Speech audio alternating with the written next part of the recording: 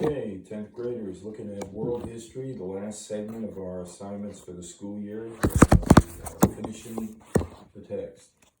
So I hope that you're working along or haven't had time to look at your materials that you turned in at the drop-off yet. I have to look at that probably at the end of the week here.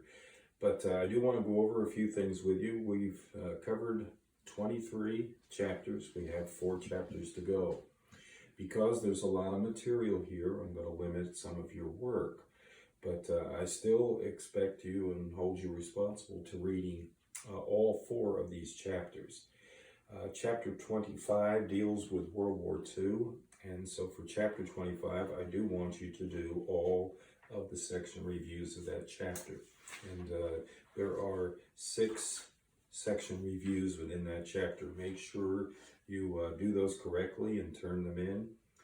I noticed that some of the work that you've turned in before, for some of you, have been rather sloppy. Make sure you do it neatly.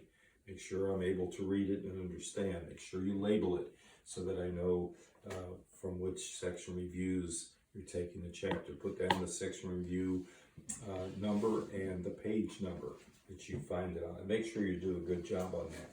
Now, you do not have to do the section reviews in chapter 24. Chapter 24 deals with some of the, what you might say, I always call them isms, but some of the philosophical aspects that led to the change in world history, some of the philosophies that developed during that time, as well as covering the Great Depression, but I'm not going to require you to do any writing on that.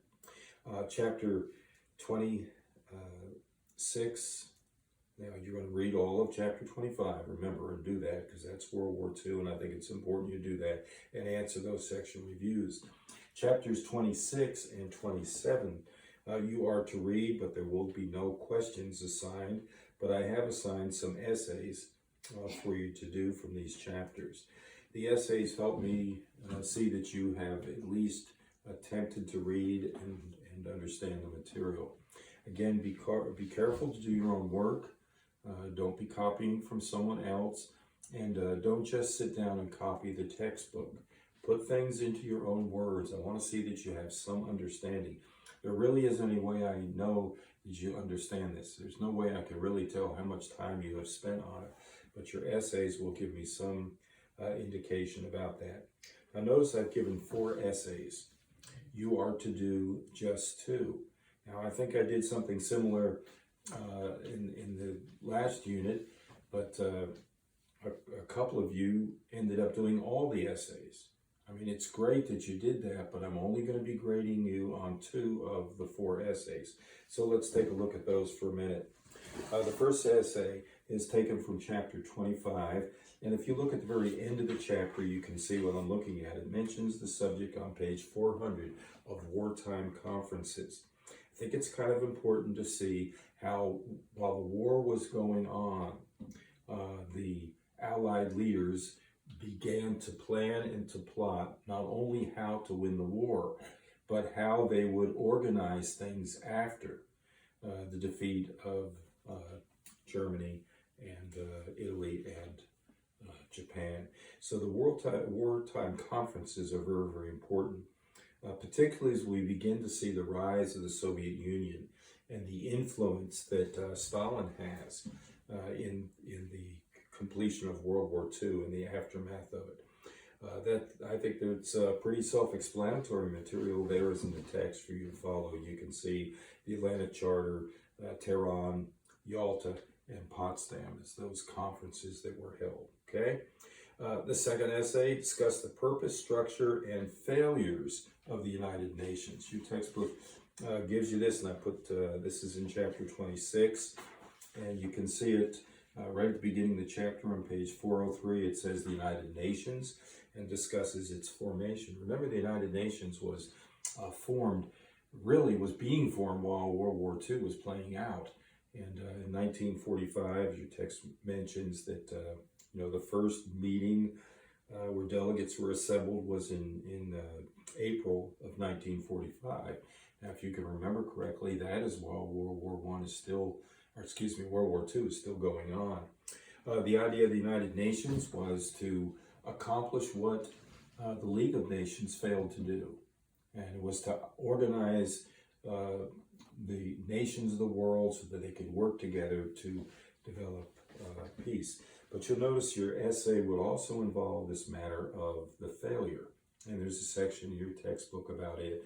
I want you to understand the problems that developed right from the beginning with the United Nations and the fact that it's not been able to accomplish the goal of organizing world peace, and in many ways has caused even great tensions. Today we still have the aftermath of the problems of the United Nations and its ineffectiveness. The third essay, taken also from chapter 26, has to do with the time period of the Cold War and what brought really the Cold War to an end, and that of course was the breakdown of the Soviet Union. And as you read through this, you can kind of see the problems that were developed, the spread of communism throughout the world, and then as you do, you'll get over to the section that deals with the Korean War and the Vietnam War, the rise of Castro, communism in Asia and other places, Middle East as well. But you'll get over here to the last section, let's see, where it speaks of détente and then the eventual breakdown of the Soviet Union, okay? And you can see the problems that developed in the relationships that we had with Russia, and those things that led to the tearing down of the Berlin Wall and the eventual demise of the Soviet Union as a state and the forming of modern-day Russia and the Commonwealth of Independent States. Okay, and so for that one, just discuss the events that happened in that one particular thing. And then 4, you could choose to discuss the statements in your textbook known as the Truman Doctrine, the Bush Doctrine, and the Reagan Doctrine. All these had to do with specific problems that developed in the world. The Bush Doctrine, of course, is later after the Reagan Doctrine. I don't have an order in the textbook. But what these doctrines do, these are the approach that these administrations of our government had concerning particular areas of the world and the dealings with the problems of the Cold War and the aftermath of it. Okay, and you can find those if you go through. If you look up the words in your index, you can find the page numbers for the Truman Doctrine, the Bush Doctrine, the Reagan Doctrine. I started to give you another one that dealt with a statement or a term that was used by Eisenhower known as the Domino Effect, but I decided not to give that to you as one. Then to finish out the course, we always have to have a final exam. And so I've decided to give you the final exam. Of course, you may use your textbook in answering the questions. It is going to cover the whole book, so you need to take some time and review. Again, remind yourself about it. There's no reason why students should not do well on this exam since every question is found in the textbook. So hopefully you will pay attention, do your very best. Again, I encourage you not to copy. Jot it down here on the bottom that your honesty and integrity is really more important than your grade. You may not see that, but it really is. Do this work yourself. Look up the answers. It will not hurt you, and it really won't take you very long if you'll get started.